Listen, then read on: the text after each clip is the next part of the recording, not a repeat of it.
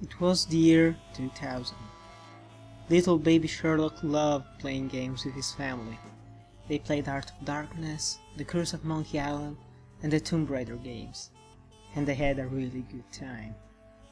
But one day, a new game entered the household, Grim Fandango.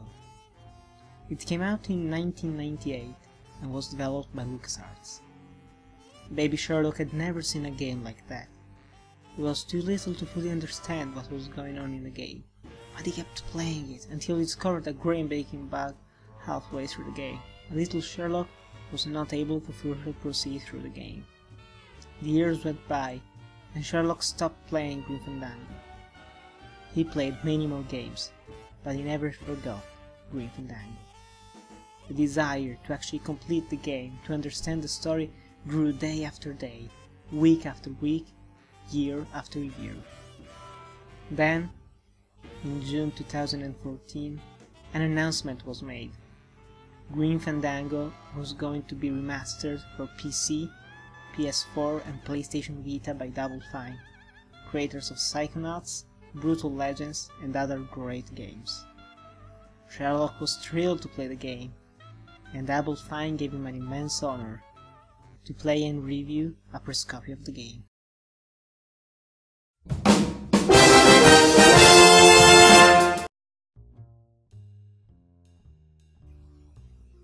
Grim Fandango takes place in the Land of the Dead, where recently departed souls aim to make their way to the ninth underworld.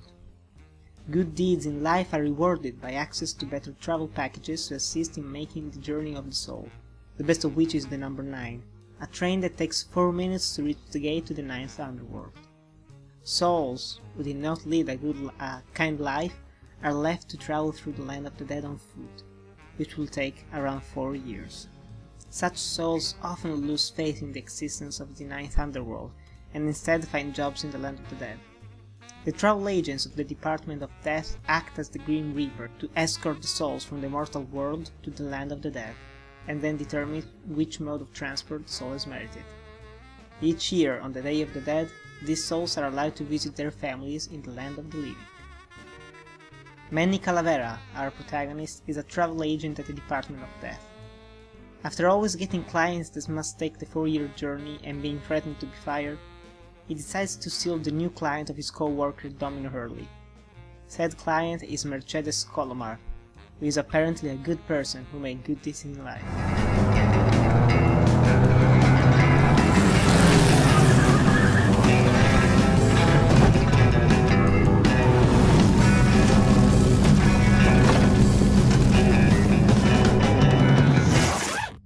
Buenos días.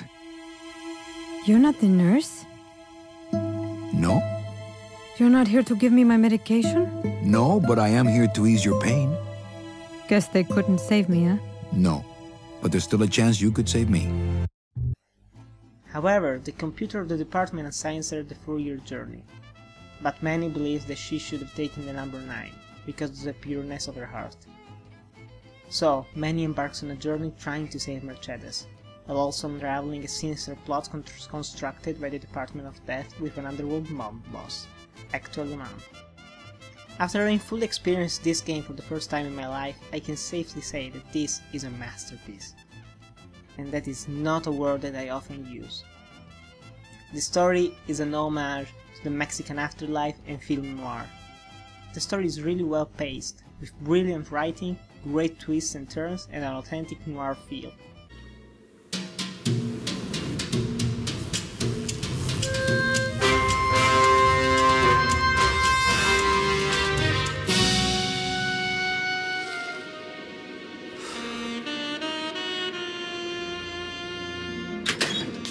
Hey, boss. You gonna come downstairs? I got a customer asking for you. You know I don't like to mingle with the customers. Well, you may want to mingle with this one. She sounds like your type. The game is unchanged from the original version in terms of story. There are, however, some new additions, most notably the character textures and the lighting. The character models are polished to perfection, and the enhanced lighting casts shadows on the environment, making everything look more pleasing to the eye. If you are an hardcore fan, or someone with a low-end computer, you can change the graphics by simply pushing a button. But you've probably noticed by watching this video that is the only change in terms of graphics. Unlike the remastered version of the Monkey Island games, the background is still the same. The same goes for the fantastic soundtrack and voice acting. The tracks haven't been updated, so in a couple of occasions you will notice that they aren't all as polished. But aside from that, the game is impeccable. The game is a classic point-and-click adventure, and unlike previous games from LucasArts, most of the puzzles feel challenging but never frustrating or impossible to complete. Be wary, if you don't like puzzles and you want a more story-driven game, I don't think that this game is for you. Sure, you can still look at the walkthrough, but the best parts of the game are the immense levels with plenty of charismatic characters to interact with my favorite being the Demon Glottis. Gladys, my friend, why are you crying? Manny? Oh, Manny! They fired me!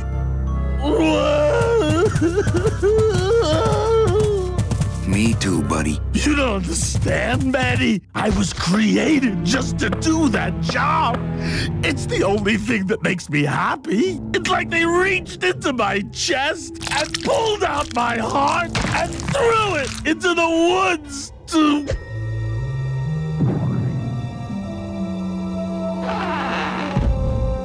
Gladys, what have you done? The game also features developer commentary with the original creators, as well as 47 achievements that will make you want to replay the game multiple times. Overall, this is a classic adventure game with a funny and thought-provoking noir story, a tremendous cast of characters, a lovely soundtrack and plenty of hours of gameplay. If you've never played Green Fandango, now is the time to buy it. Sing a little bit of that song, why don't you? Well, I only have this part.